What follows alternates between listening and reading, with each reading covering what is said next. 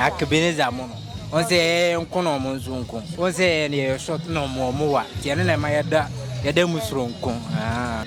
2 against Akabenezer. Me de mo ye 2 na Ebenezer mo ye 0. Omo de omo nchebi. Ye be shoot omo ye omo nchebi. Ene de me ye sure say Techiman for de na omo pen hunu no nyina ye say qualification no say ye de qualification be bread Techiman.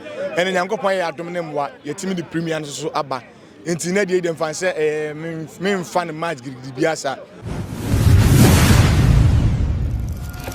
Abusiama memo akwa abasonko kra emfa umra Adepa TV so ene yaba Techiman an ya tu fan na se de onima Adepa TV no ya de bibia bi esomo enti after say 11 wonders e qualify for Premier League no eno ene na wo mo ebo mo opening match kra aha mo match edikan ti we nam so ama Akabenezer ene ni team ena afen so GH drafts enso ebe ball ni bi nti wo be si akan ti wo mo nyina aba be piem e wo Techiman a se de me ne wo ka say park so ena ye gina nti gebre ye ne wo mo binom ebe twetwe nkomo ne yekode eba de eba ye kwa kobusa GH draft say aso on betumi ene Akabenezer enkrofo e de asi ani ana ye ne 11 wonders for no so bi ebe di nkomo nti time kuchu na kan ye ho ne ye nto aso share na obi nso so enhwe bi pasho me mo akwa Baba Adepa TV so yeah no pasho ye fra o say ye from me Kenneth Owusubuache but edin adodo na nimu Techiman say ne Kenneth Okoro. Okay Okoro how was the feeling moko ball Premier League no time na mo ball no ya nyane nti yes mo try be 3-4 times crying and finally mo to me qualify no how was the feeling Okay edika no asedan de matwe dem po nyankopom esan say ya ho odin eni nyansa entimi said de edika kra wa ankasa waka no ya trying the last 2 years against before quarter no abra ye call ya unfortunately no ye ko ball draw my call penalties are you lose penalties no I dey be say high ankasa from that day no higher to ma be seen enti nyame ya adom no na season we see no ya face etimi ene R2 yetimi a show mu 2-1 no e de anije kese pa na aba ya brabo because the last 2 years na abre yan qualify no high bebrebe ma ye bambo kura ma ye campaign ene ade the following season affect ye ma last season kura say this ball league no yetimi kura shada anko ye papa bia amfa ma ye by season we say na kase ye world determine nyame ya adoma yetimi qualify ne de nije kese pa ene de abre ye players no each and everyone be obi ani ache because of say animunyama ye de aba ntin ye ni age pa. Okay ensesan be na de aba mo team no mu after say mo qualify no ensesan be na de aba team no okay ensesan be aba because van say ye hwe yankase personal life na to say individually no ya ejina say tie bia mi jina ha yi wo hwem a bitimi hu say anya bia no ma make history enti e decide no kwampo aba ama aniji aba ma say ya mi jina be ko bitimi aka say Techiman 11 wonders e qualify 2025 season no ama me so me ka ho bi ama me so metima make sa history na ma e ba team yi aba ko say ma yentimi nka e wa bre modin Kenneth Okoro enti hu say din say kese pa e de aba ma brabo mu e na me other players so no obi ani age because I'm obi feel proud say anya bia kwa no life no na say in football career no watimi make step ahead bi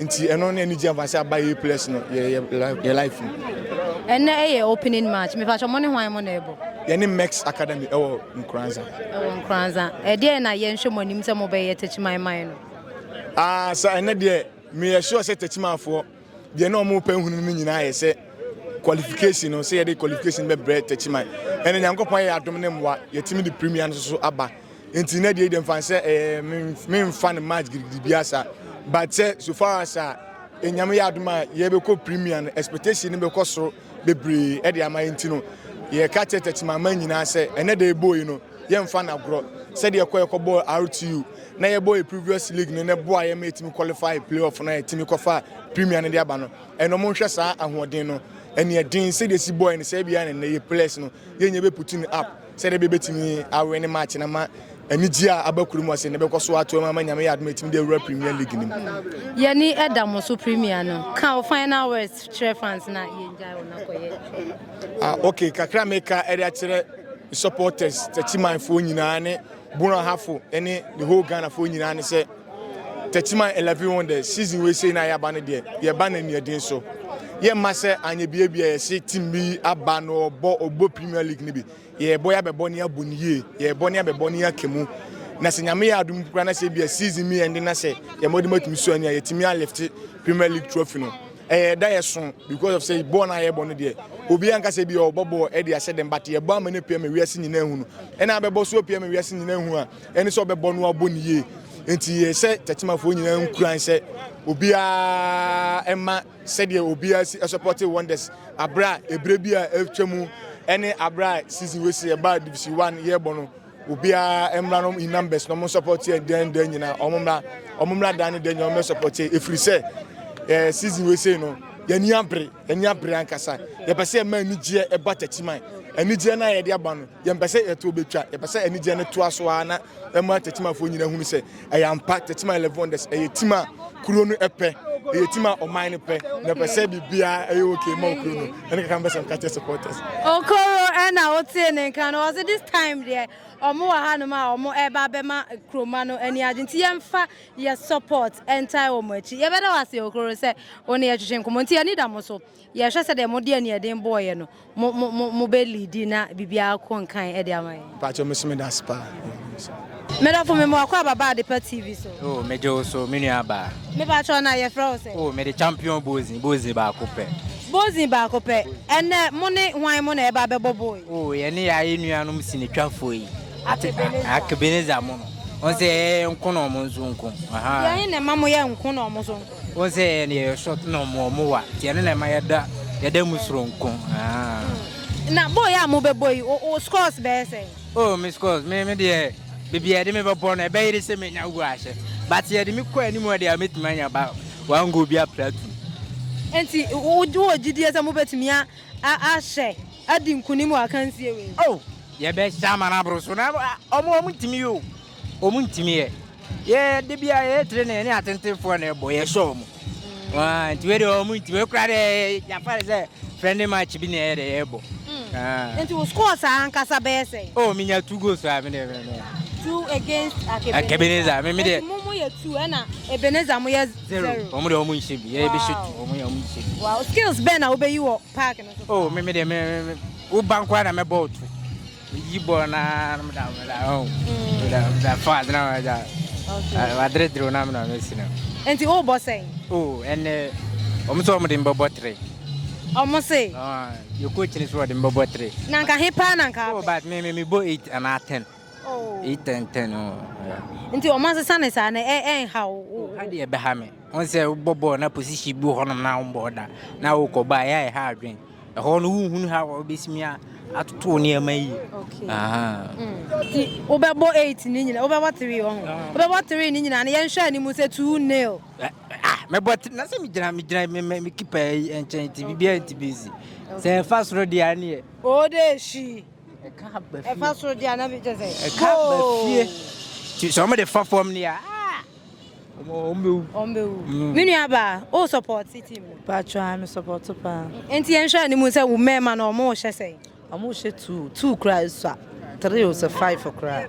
oh okay 2 ni so Patron, nti wo de 1 aka ho Patron, ama na ye 3 3. okay mo be bon nyum pa support your mo ana say Oh, yeah, but ma go a catch on some bonnet Morano. And But on your fro say if I'm him as Santua, or him I da se so near to you patron.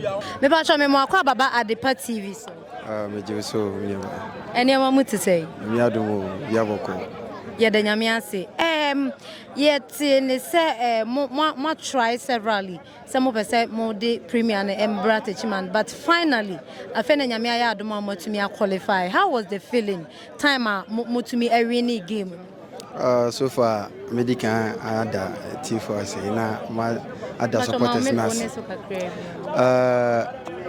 qualification dey yani aji because yani anja na eboa we say last 2 seasons here koi for playoff yanti yen sentiment kan it true me am gina Zakaria Usman me na me come make say last penalty na yanti me am fa trophy number Techiman but this year me san back say kwan bia so e be force na the premier number yes yanti me make it e dey aba nti ani je o pa pa okay And so I been about so far after some qualify, office binoma beba, then about who say, and no shame kunayama motumia a qualify beam premier no emo.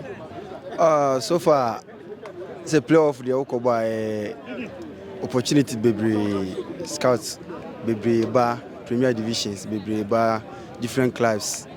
I think say Binman acquire like teams follow until I think say baby na niachi say almost be move on to different level. And your team qualifying say a big platform. And can say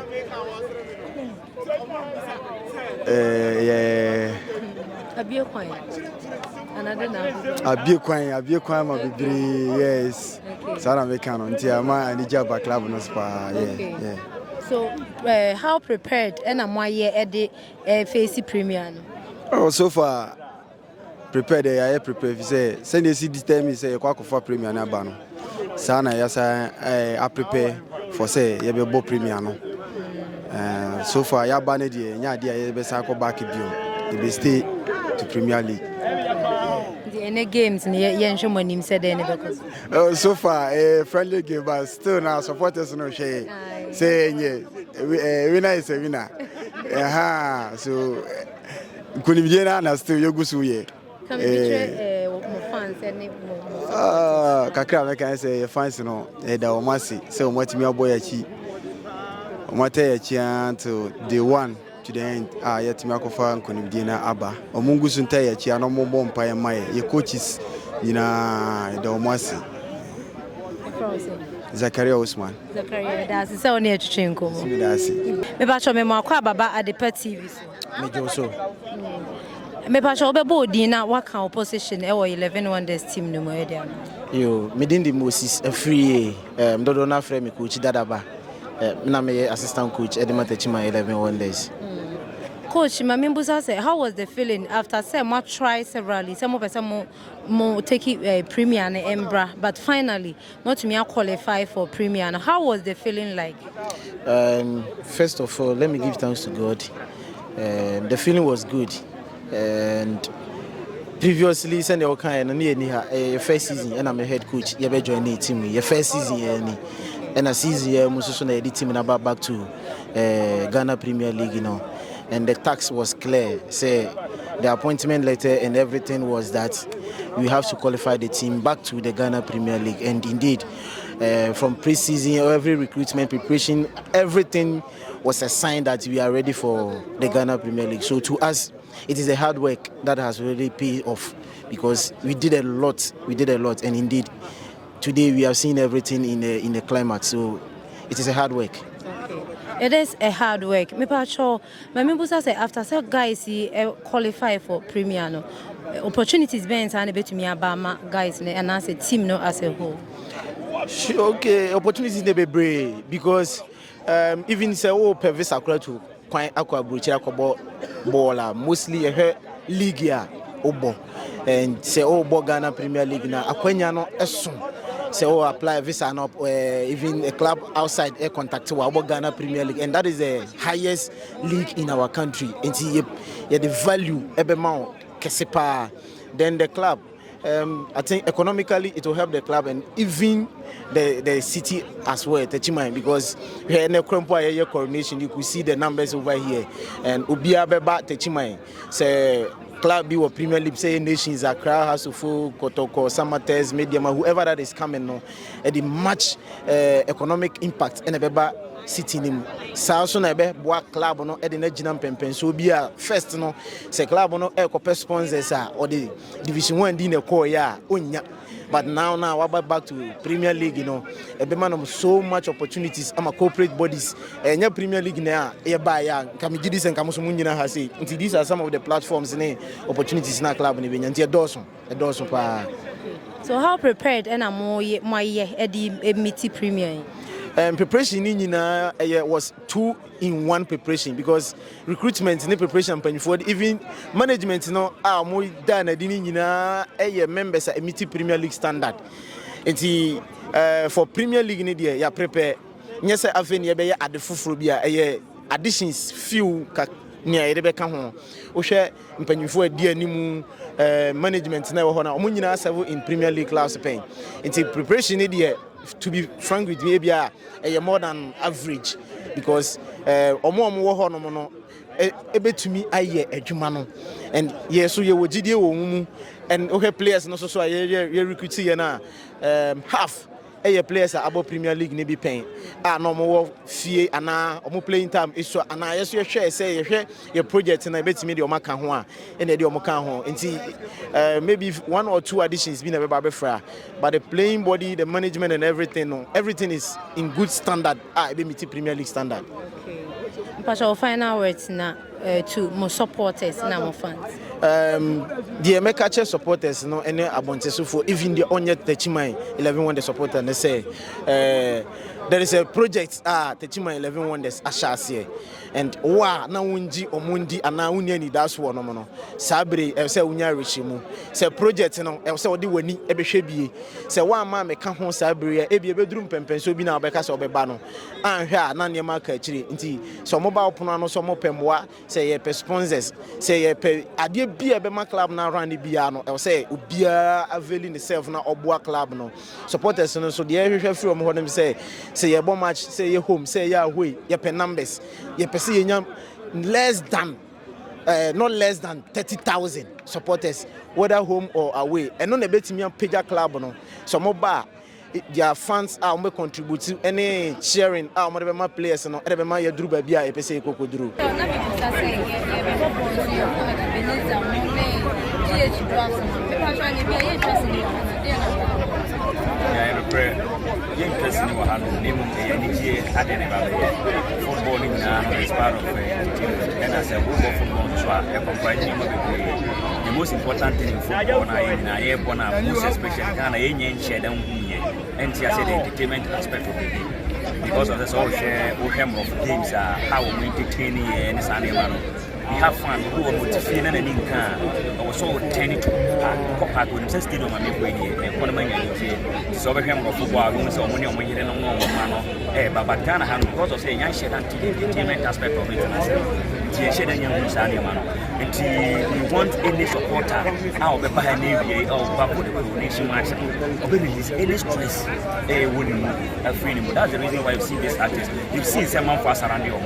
If you know be pictures, obi ahena won physically that we share and say that. So this opportunity for anyone on these are some of the side attraction things that you say 11 Wonders ya back room as a premier no. Yeah the back. Na a lot of things from it because premier no nya ball on one. We are coming to market the town. We are coming to market the city. We are coming to market the people around it. We are coming to do everything. So this is here the Akabenezer money. Papa kumasme chef from Abahay. Obi wo ha no man na nesu gisini ka ho. Obetimi atwa ben yo, obetimi atwa ben yo. Nkomodi die mu ano. Exchange of contacts betimi akos. After that, and I think say the person has built that link like that.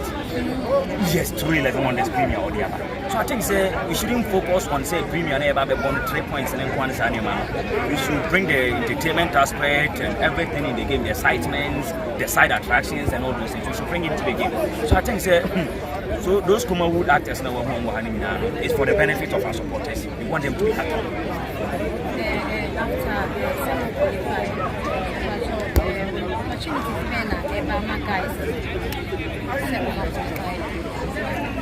Opportunity being than the name you've made for yourself at this point.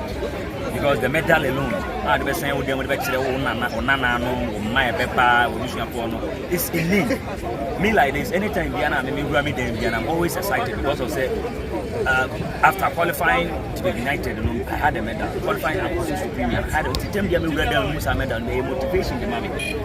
So these were even some of the things that we told the boys before even the playoff. So what team down there said you are part of that which you are in the Wonders Premier, and that one alone she tells you they say Charlie, this one is enough. And the benefits you are talking about a lot. Yeah, they are qualified in India, but a lot of them have had their call out to some teams, lucrative contracts for them. They've made names for themselves, and a lot of things benefit a lot. And my benefits, and this is the trend. I think somebody say that we've made some name for ourselves, so we have to also be serious and get to higher points. Mr. Mankwa, me offer wo say ni sika ba ne de awie ni project no eso de bia me offer sika ma ne wo problem enemre mu na monte tap sending kan no so ne de tap send ye easy fast and secured way ubetimi asend sika free amanone aba Ghana bank account and as a mobile money account untia transfer fee bia sa a obaye ne say kire ne say won ko app store na play store on download the tap send app no or download ya ebebu sanso promo code o ma the pet TV shim obenya €5 £5 and answer $10 on his first transfer ene me kwa friend aka a kire tabi minyanwie esan say tap send at the good news aba tap send the gina the customers wonti or the tap send wallet aba no obaye ne say so your customer wo UK sesia ubetimi akọ tap send app no no create wallet wo so enti se rate ne kosora now the sika kogu wallet no anase mpo ubetimi atosusu nkakra enti abere sema opeso send sika ba Ghana no anse wa send sika na ba Ghana anase uba o my Ghana mu watimi ayusu sika e wo wallet no tie ene se te say yusu momo Ghana hayiru sa pepepe se si tap send atre na shim kopiem wo United Arab Emirates Netherlands and Austria tap send na papa no